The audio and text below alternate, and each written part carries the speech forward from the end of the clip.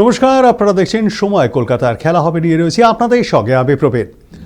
চলতি টি-20 বিশ্বকাপে ভারতীয় শিবিরে ছোটখাটো চোট একেবারে নিত্য নৈমিত্তিক ঘটনা হয়ে দাঁড়িয়েছে।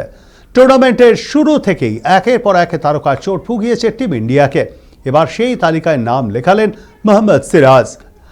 শুক্রবার আহমেদাবাদে দক্ষিণ আফ্রিকার বিরুদ্ধে সুপার 8-এর ম্যাচে নামার মাত্র 48 ঘন্টা আগেই চোটের কবলে পড়লেন তারকা পেসার। বস্তুত হর্ষিত রানা ছিটকে গিয়েছেন। প্রথম ম্যাচে অসুস্থতার জন্য খেলতে পারেননি বুমরা। তিলক বর্মা টুর্নামেন্টের আগেই চোট পেয়েছিলেন। কেউ কেউ বলছেন অভিষেক শর্মাকে খেলানো হচ্ছে হাফ ফিট অবস্থায়। সেই দিক থেকে দেখতে গেলে এই মুহূর্তে টিম ইন্ডিয়া রীতিমতো চোট আঘাতে জর্জরিত, আর সেই তালিকায় এবার সিরাজের নাম।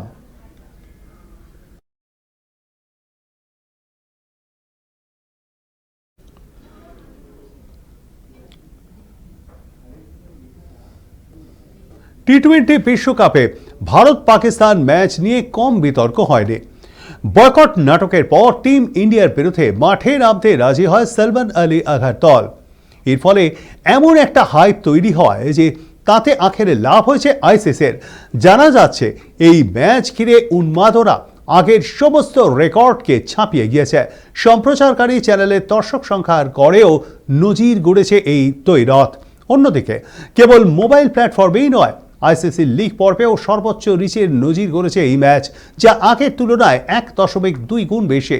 তাছাড়াও টিভিতে রিচ বেড়েছে 2.4 গুণ বেশি। ম্যাচটি দেখার সময়ও পেরেছে। মোট ওয়াচ টাইম 20 বিলিয়ন মিনিট, যা আগের সাক্ষাতের তুলনায় 1.2 গুণ বেশি। ভারত পাকিস্তান ম্যাচের গুরুত্ব যে সব সময় একটা অন্য মাহাত্ম্য নিয়ে আসে, তার প্রমাণ আরও একবার মিলল হাতে নাতেই।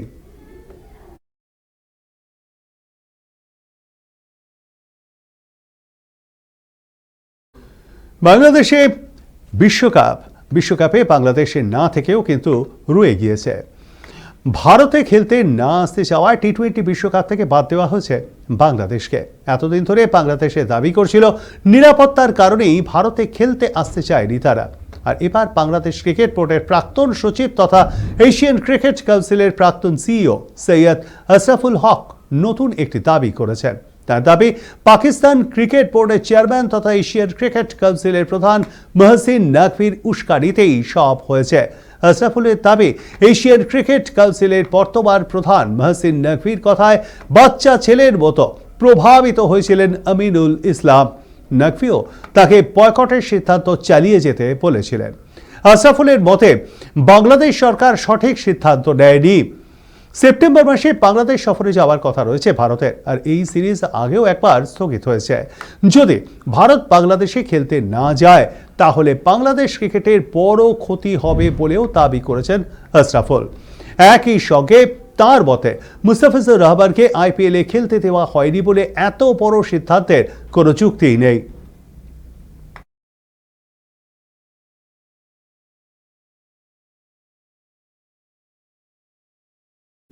ভারতের বিরুদ্ধে জঘন্য পারফরমেন্সের পর নিজের জামাই শাহিন শাহ আফ্রিদিকে দল থেকে বাদ দেওয়ার দাবি তুলেছিলেন শাহিদ আফ্রিদি।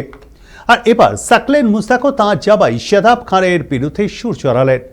গত বুধবার নামিবিয়াকে হারানোর পর প্রাক্তন ক্রিকেটারদের কটাক্ষ করেছিলেন শাদাব।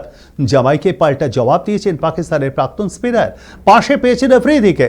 শাদাবকে কড়া বার্তা দিয়েছে পাক বোর্ডও। নামিবিয়া ম্যাচের পর পাকিস্তানের প্রাক্তন ক্রিকেটারদের কটাক্ষ করে অলরাউন্ডার বলেছিলেন, প্রাক্তনীরা কিংবদন্তি হলেও বিশ্বকাপে কখনো ভারতকে হারাতেই পারেননি তারা। তবু একবার কিন্তু ভারতের টি-20 বিশ্বকাপে বর্তমান প্রজন্ম হারিয়ে দেখিয়ে দিয়েছে বলেও মন্তব্য করেন শাদাব। আর তার এই মন্তব্যে ক্ষুব্ধ সাকলেইন মুস্তাক। তিনি এবং বেশ কয়েকজন প্রাক্তন ক্রিকেটার শাদাবের এই মন্তব্য নিয়ে পাকিস্তান ক্রিকেট বোর্ডকে অভিযোগও জানিয়েছেন। জামাইয়ের মন্তব্যে ক্ষুব্ধ সাকলেইন শাদাবের এই মন্তব্যকে অবাঞ্ছিত এবং অপমানজনক বলে অভিহিত করেছেন। অসন্তোষ প্রকাশ করেছেন কামরান আকমালও।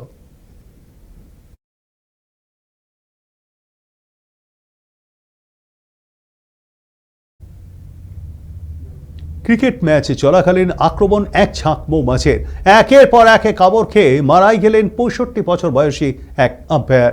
চাঞ্চল্যকর এই ঘটনাটি ঘটেছে উত্তরপ্রদেশের কানপুরে। মৃত মানিক গুপ্তার বয়স হয়েছিল ৬৫ বছর। কানপুর ক্রিকেট অ্যাসোসিয়েশনের সিনিয়র আম্পায়ার ছিলেন তিনি। গত ৩০ বছর ধরে কেসিএর আম্পায়ারিং প্যানেলের অংশ ছিলেন তিনি। জানা গেছে বুধবার শুক্লাগঞ্জ উন্নাওয়ের সাপ্রু মাঠে ওয়াইএমসিসি এবং প্যারামাউন্টের মধ্যে একটি কেডিএমএ লিগের ম্যাচের আয়োজন করা হয়েছিল। সেই ম্যাচেই আম্পায়ার ছিলেন এই মানিক গুপ্তা। কিন্তু খেলা চলাকালীন হঠাৎই মাঠের মধ্যে হানা দেয় এক ঝাঁক মৌমাছি। মৌমাছির আক্রমণে বেশ কয়েকজন খেলোয়াড় এবং আম্পায়ার গুরুতর আহত হন। মানিক এবং অন্য এক আম্পায়ার জগদীশ শর্মা সাদা পোশাকে ছিলেন। তাদের ঘিরে প্রায় ১০ মিনিট আক্রমণ চালায় এই মৌমাছিগুলি। মৌমাছির কামড়ে মানিকের অবস্থা গুরুতর হয়ে পড়ে। বাকিদের সঙ্গে তাকেও প্রথমে উন্নাওয়ের শুক্লাগঞ্জের এক বেসরকারি হাসপাতালে ভর্তি করানো হয়, কিন্তু অবস্থার অবনতি হওয়ায় পরে তাকে লালা লাজপত রায় হসপিটালে এবং নিয়ে যাওয়া হয়। সেখান থেকে লক্ষ্মীপত সিংহারিয়া ইনস্টিটিউট অফ কার্ডিওলজিতেও নিয়ে যাওয়া হয়। সেখানেই প্রবীণ এই আম্পায়ারকে মৃত বলে ঘোষণা করেন চিকিৎসকরা।